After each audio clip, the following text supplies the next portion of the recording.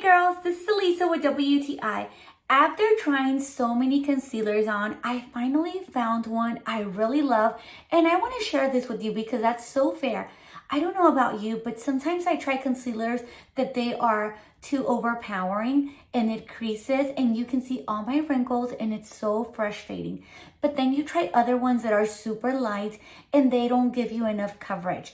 Let me tell you how this one by Born This Way is great.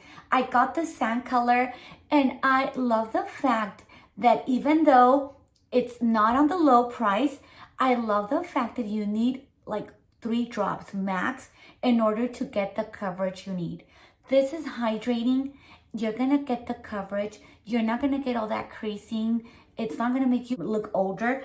And I love this color because it blends in perfectly with my skin tone. This concealer is great also for contour, for highlighting, for retouch. I highly recommend this. I know you're gonna love it too. Please give it a try. And that is my point of view.